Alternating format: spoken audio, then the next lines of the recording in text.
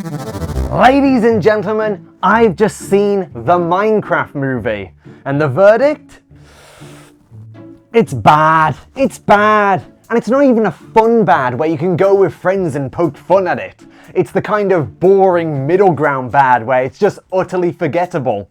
Ironically, it made me feel so immersed, I felt like I had mining fatigue watching it. Now, I understand that this is aimed towards kids. I'm not going to pretend any differently. The fact I dressed up as ridiculous as I have is the joke that I'm reviewing a kids film. That being said, there's good kids films, and then there's bad kids films. Where does a Minecraft movie lay?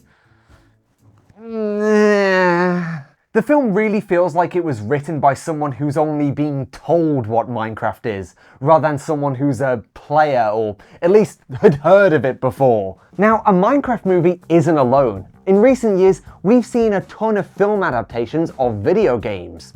I like to compare it to the Mario movie, the 3 Sonic films which was released. Hell, I'd even like to compare it to a Lego movie because, in essence, their core themes of creativity are very much intertwined.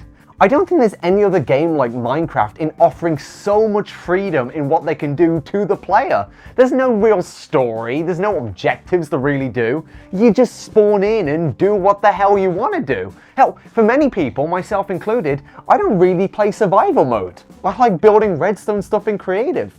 How do you make a film about that? Well, in a Lego movie, they just had to come up with a lot of their own stuff. They had to invent a plot from scratch, a bunch of characters, worlds, and things to interact with to build a story around.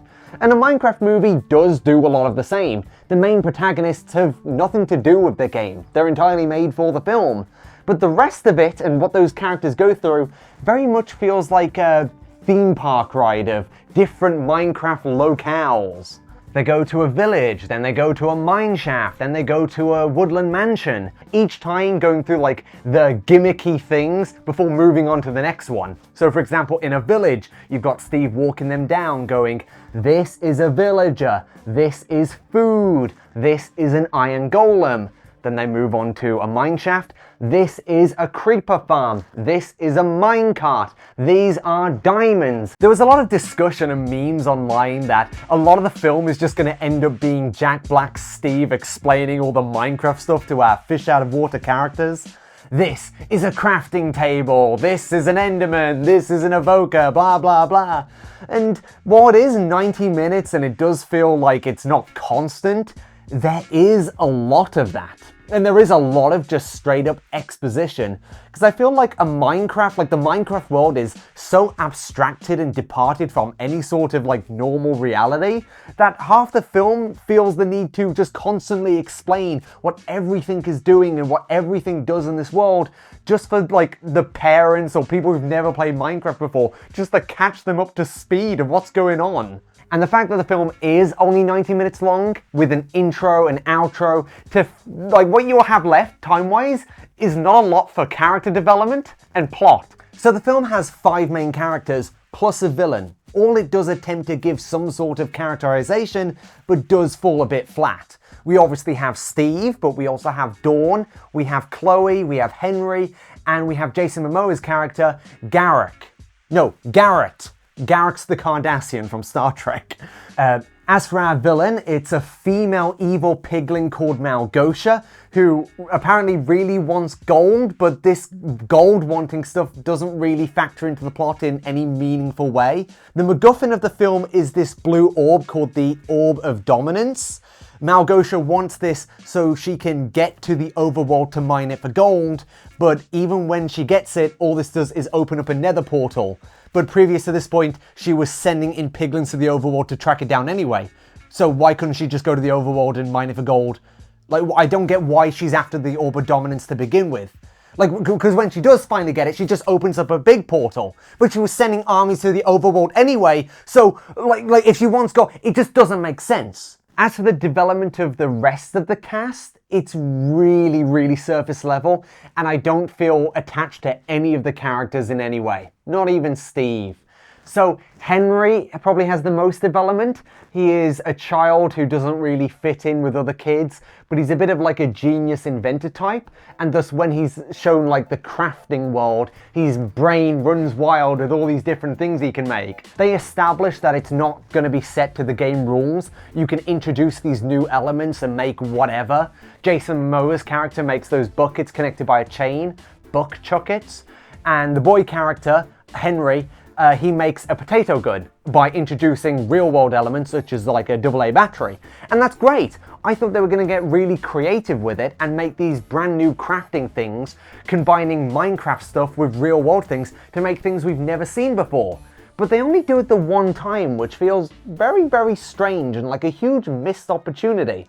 Especially when the film's main idea is you survive through creativity and creativity conquers evil. The film's not very creative, ironically enough. Henry's older sister, on the other hand, feels incredibly undercooked and not very developed.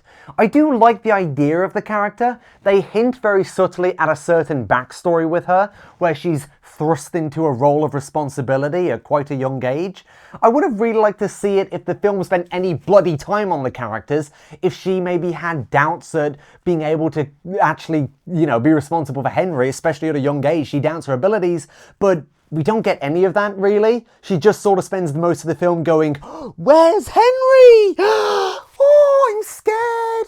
What's that? Is that a sheep? I'm scared." What I find really funny is, out of the entire main cast, the one which has the absolute least to do and is the most one-dimensional is Dawn, which is the older lady in the multicolored tracksuit. The actress's name escapes my tongue, but I'm pretty sure she's an Oscar winner, so they absolutely waste her talents. I also feel like I should mention there is a side plot of this lady dating a villager which comes to the real world, but when I mean that is like absolutely not connected to the main plot, I mean it is entirely separate and probably takes up a total of 3 minutes of screen time, if even that. It just feels really tacked on and it's no relation. That being said, there is a dinner scene and there is a cameo from Jeb. Make of that what you will. Now, one thing I noticed and was pretty consistent all the way through is just the sheer amount of licensed music throughout the entire thing. And this is not a musical. Like, there are some custom songs made by Jack Black for the film, but it is by no means a musical. Yet there is constantly, in almost every scene, some sort of like hip licensed song playing.